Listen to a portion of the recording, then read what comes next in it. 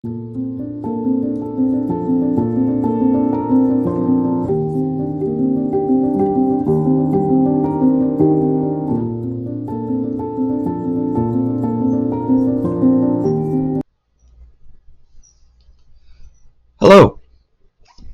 welcome to Will's Tarot Path, and I am Will.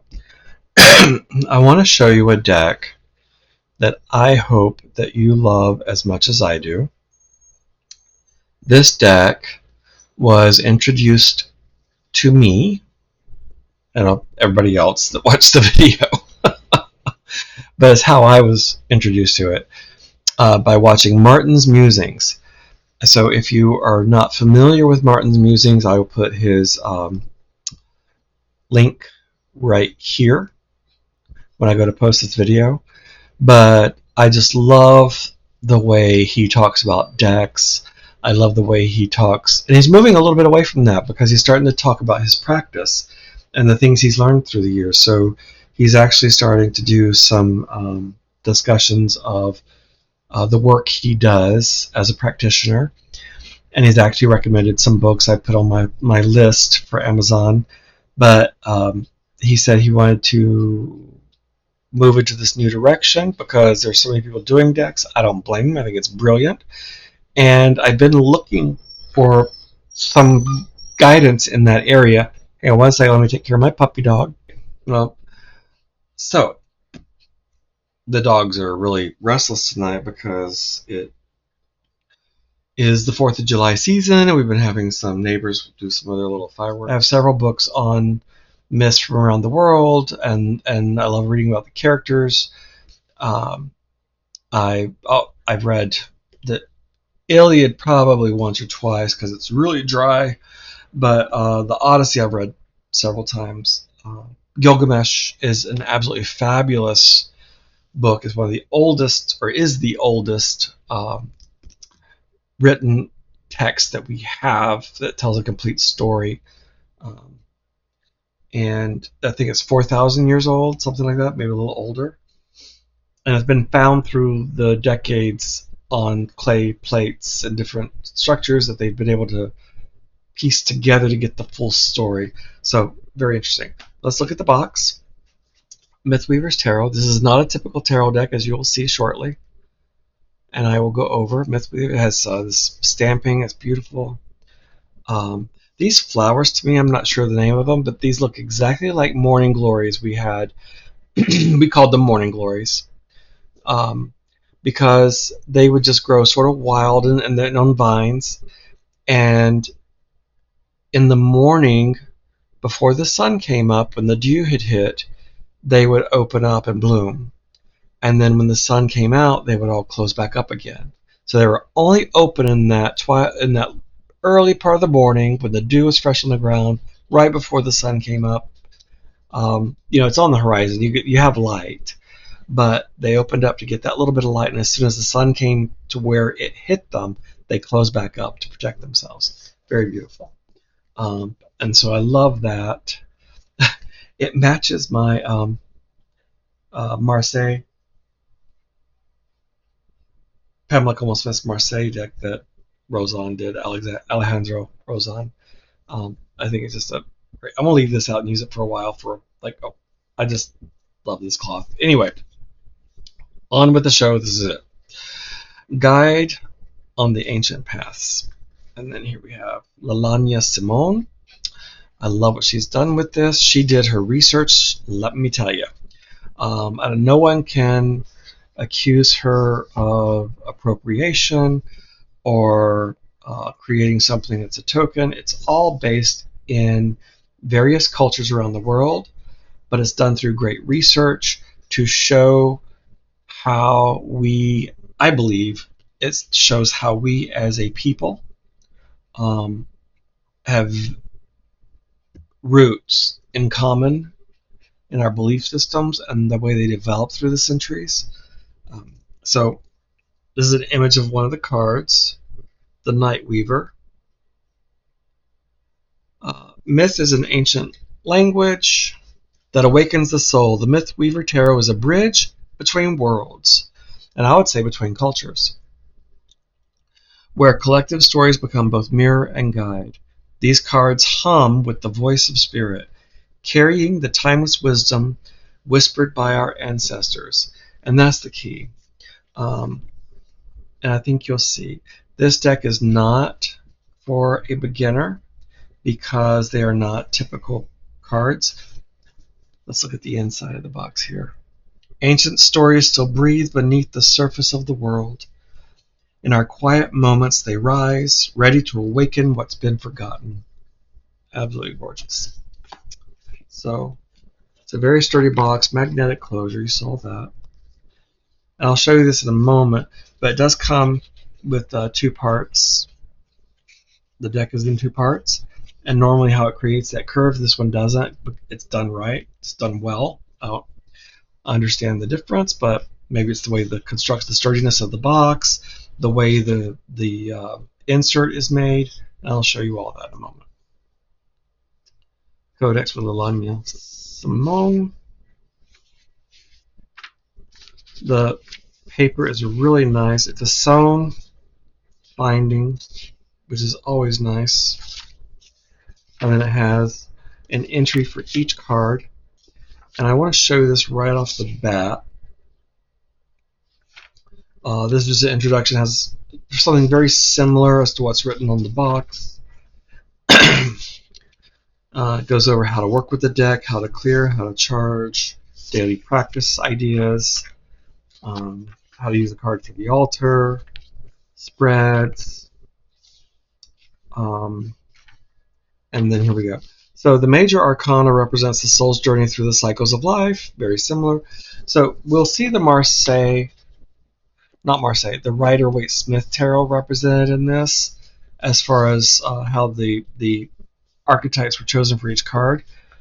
But what I want to show you about the book is, this is the Fool. So it has the archetype, and just a simple description of the archetype. Then it has the myth, the story, the tarot meaning, the shadow meaning. I love they call it the shadow meaning and not the reverse. And then it has reflection questions, and these questions are excellent.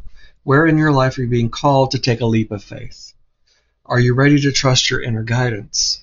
Are you embracing freedom, or are you using it to avoid responsibility? What beliefs or fears keep you from beginning somewhere new? Or something new. It could be either way, couldn't it? So those questions, to use this for journaling, or like a single card pull, and then come to the questions and journal,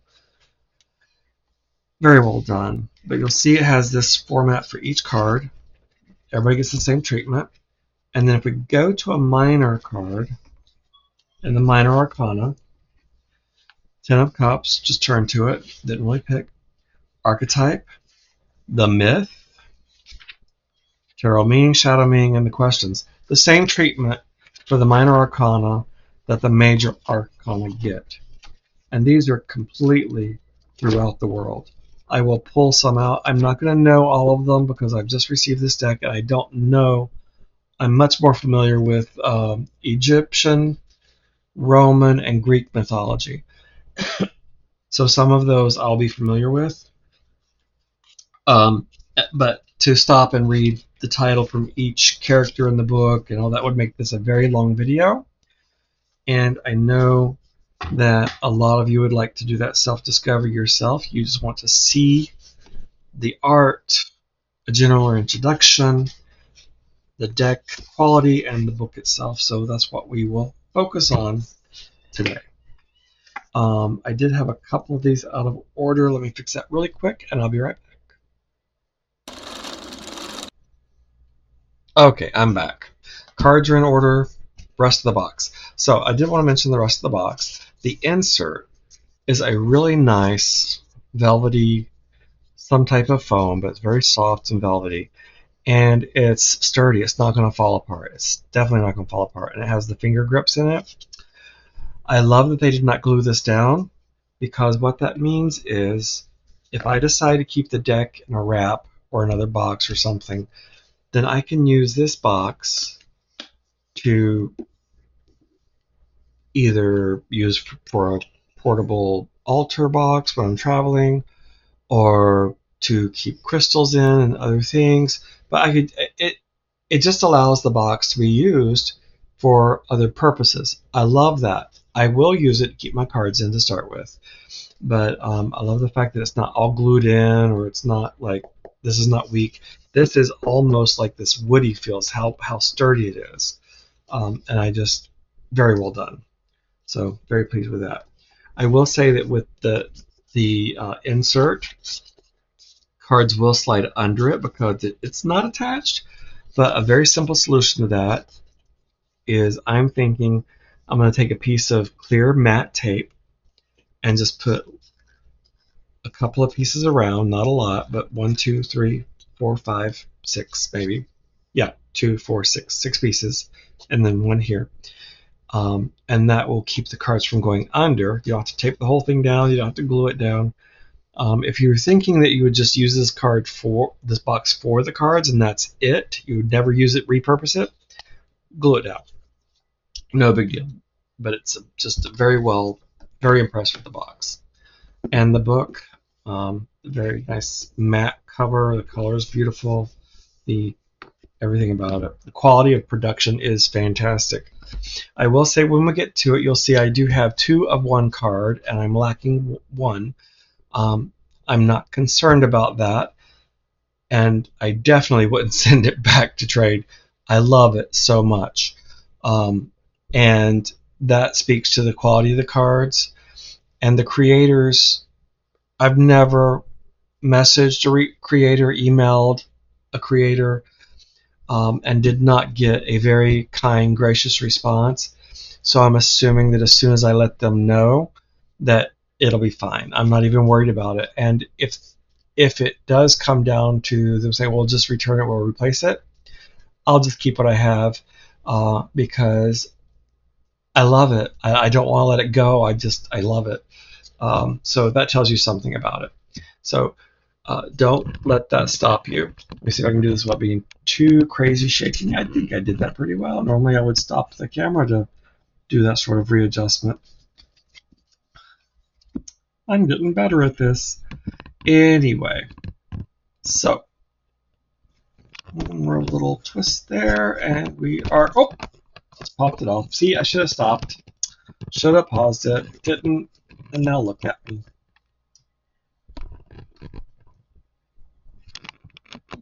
Just look at me. There we go. All right, and we're set. Sorry about that. And I'm not going to edit that out. I just want to get this done. So here we have the Fool. And this is Pan, of course. The card stock is, it's just amazing. The quality is very good. It has a wonderful flex. I'm sure it's black core. There is a description. Everything is in the description on her website. I just love these backs. It's so simple, but like I've said before, something done simply has to be done perfectly, and these are. But I love the colors. Each suit, you'll notice a color theme, but it doesn't look like it's from a different deck because of the way they're all framed. And there's not much on the flora in the book. I do want to go back and look and see if there's more information on the website or something about that. But each card has a little bit different flora. So I am interested in that and the symbology with that. That could be my side quest because I'm good at those. Going down rabbit holes.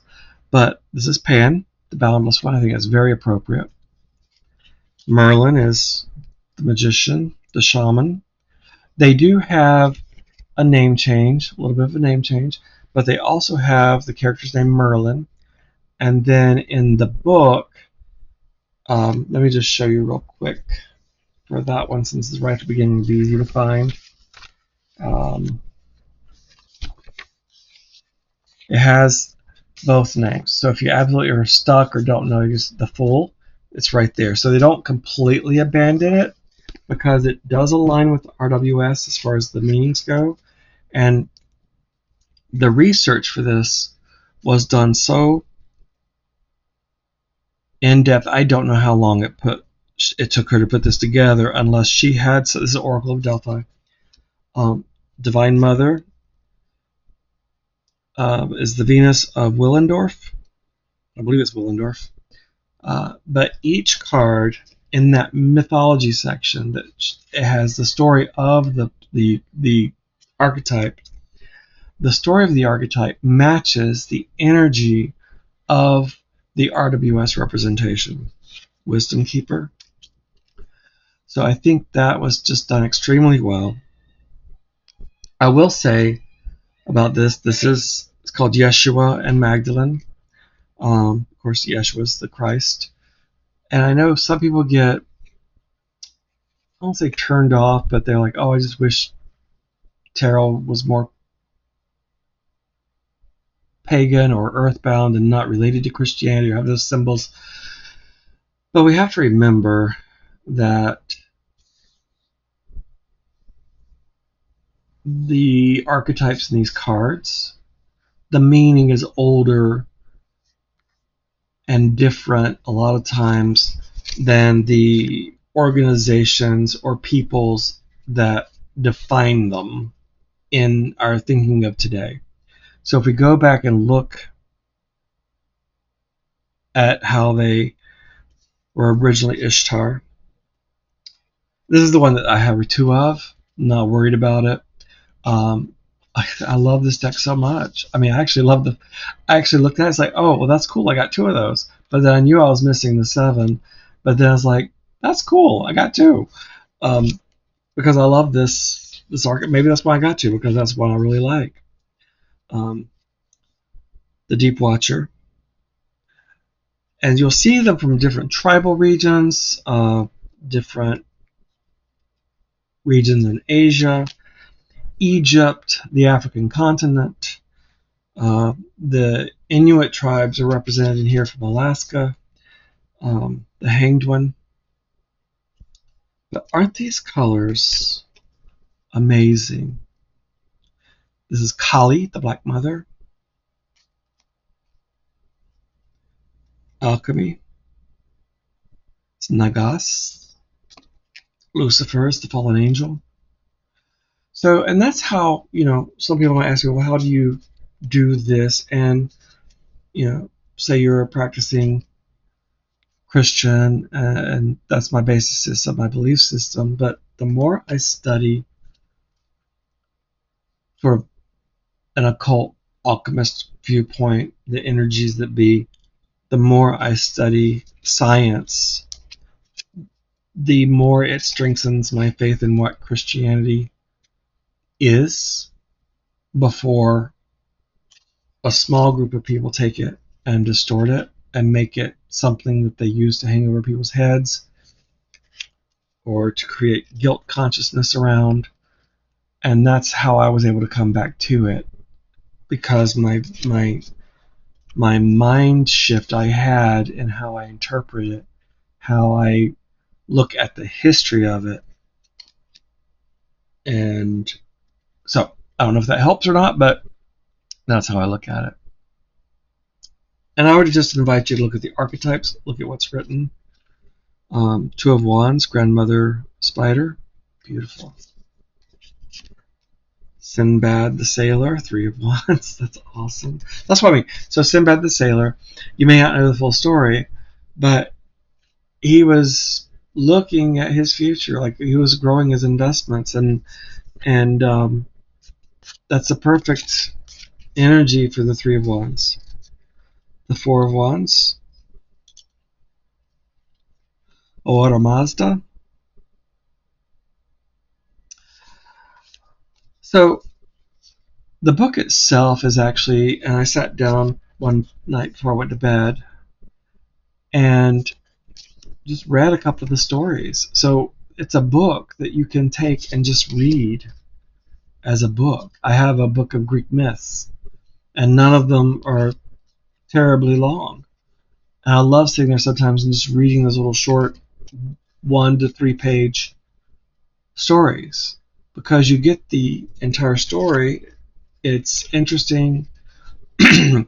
It shows you a style of philosophy that you can adapt, that sort of eventually blends in to your belief systems. or you see how it matches what you believe already. Um, this is Pele, Horus, Ace of Swords, Excalibur. So, and with that, the book is excellent.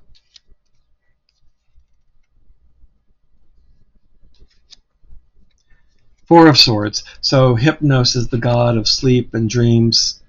So I'm familiar with him from my Greek-Roman. Trojan horse is the Five of Swords. Appropriate. Six of Swords, the Thunderbird. This is from the Native American tribes for the First Peoples. There is a section here in Phoenix where I live known as Thunderbird, and it's a community. It's not native, but that's where the name comes from. And there's everything's Thunderbird. Thunderbird Cleaners, Thunderbird High School, Thunderbird whatever. It's like everything has Thunderbird in it. But it's here in Phoenix, and that is where that name comes from. Because all the lands here where we are now in Phoenix were tribal land. In fact, the canal system that we have and still use today for our water system that comes in from the Colorado River was built by the First Peoples. And while it's been expanded as the city grew, the main canals that run through the city are the original canal systems. We may have lined them and as the city grew, put systems around them to protect them, but you can still, a lot of the canals have walking paths and biking paths that run side beside them, and you can literally follow the canals through the city and not drive if you are so inclined. Or if you don't have a car, you can bike from one part of the city to the other instead of getting on the roads. The Holy Grail.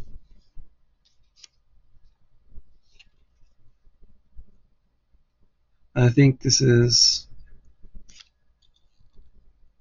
Kamanradi. The Muses.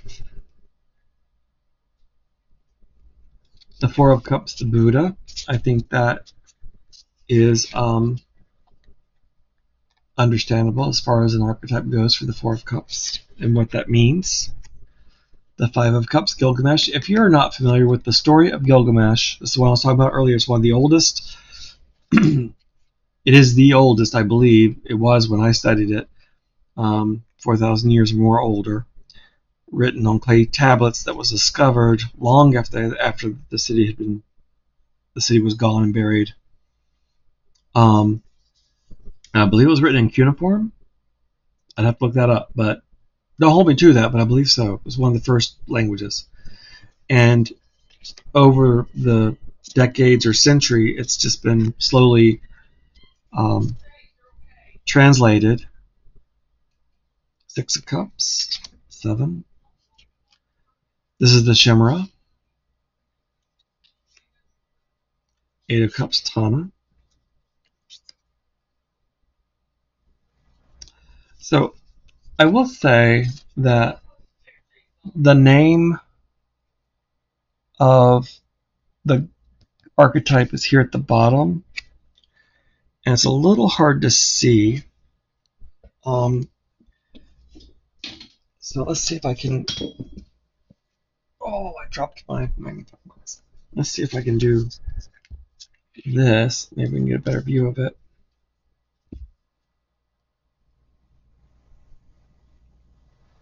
Adaby. So it's a little difficult to see, but it is in the book, so I'm not horribly worried about it. And the book, like I said, is a very enjoyable read by itself, so it's not like you have to constantly refer to the book. So how I will probably use this at first is a single card draw the card, read the story, and then I will remember that, because hippocampus. If you love mythology and you love archetypes and their meanings and the RWS, I think with the RWS connection to the cards and the love of mythology and the fact that the stories are not long and complicated, but they're meaty, if you know what I mean, then it won't be difficult or long before you know them all without having to look at them or look them up. Some of you will know some of these that I don't. The Three of Coins. This is what I looked up because it's like, okay, it's two entities, but Three of Coins. And so I looked it up. It's Nuna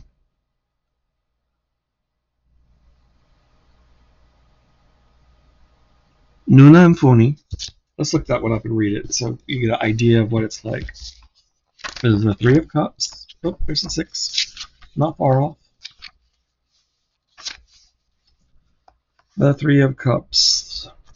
Archetype the Reveler gathers in joyful communion to celebrate beauty and connection. So that's the description of the card. But now for the mythology. In Greek mythology, the Muses. Wait, am I in the right one? Oh, I'm in the wrong one. This is the Three of Coins. My goodness. What is gotten... I can't read the large words tonight. Oh, right. Wands.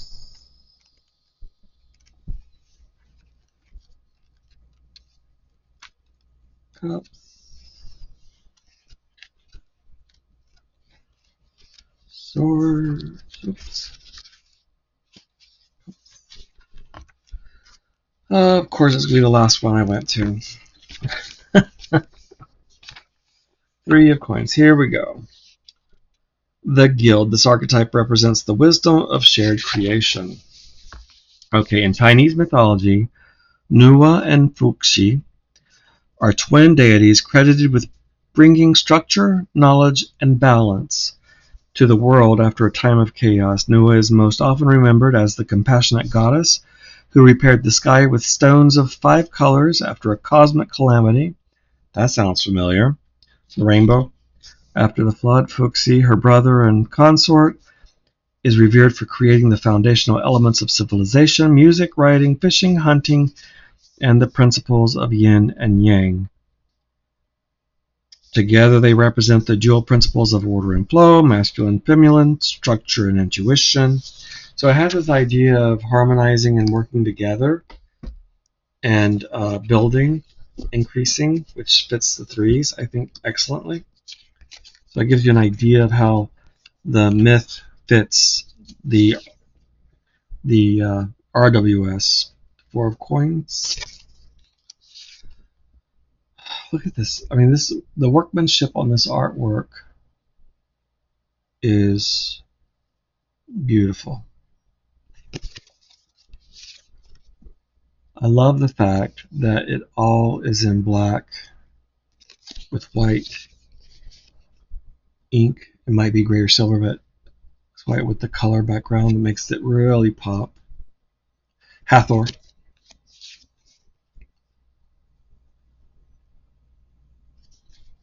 This is Bastet. I knew that one. My little Egyptian cat. I love him. Ten of Coins. The Yggdrasil tree. The Yggdrasil tree is the tree of life. And I don't think it's Celtic. It's is it Norwegian? Anyway, it's probably Celtic. I'll have to look it up. But Yggdrasil tree. This always makes me think about that deck. There is an Yggdrasil deck.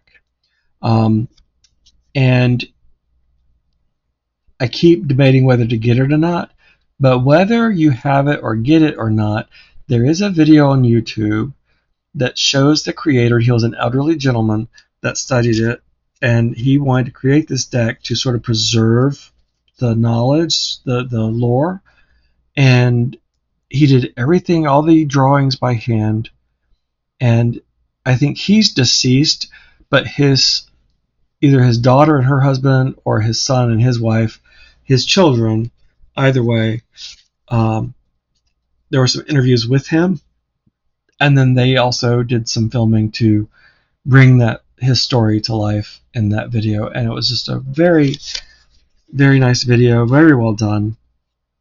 And I keep thinking about that deck and the work you put into it, and I think I probably will eventually get it. It's just not been a priority. And then the God of Coins. And I did look him up. I believe he's a deity from the African continent. And I forgot the tribe that it's mentioned, but it does mention the tribe in the, or the area in the deck. The cardstock, I already mentioned that. It's this nice matte, silky smooth, has that feel. It is a thicker deck, but it's very flexible and holds its shape. So you can riffle shuffle, even though that is not how I shuffle. I can do that. You know how they do the bridge and they all fall together. I know how it's done. I just never practiced enough to be able to do it, because this is how I shuffle most of my decks. Unless one it's not. Sometimes a deck has a coating or a finish on it that is not amenable to falling into itself, and so this is how. That's when I would riffle shuffle it. But for the most part, this is how I shuffle decks. I'm not being as crazy as I normally am now.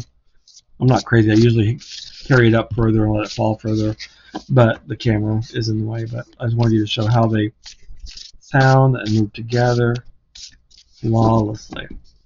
And they're just gorgeous. Absolutely gorgeous. Beautiful deck. So this is the Mythweaver's Tarot. This is the deluxe edition. There is a regular deck that does not come with the book. I think it comes with a digital guide, which has all the same information. And then it comes in a smaller box. It doesn't come with the magnetic closure box. But still, beautiful, beautiful packaging. And so this is the Mythweavers. Thank you all. Have a good night, and I will see you again soon.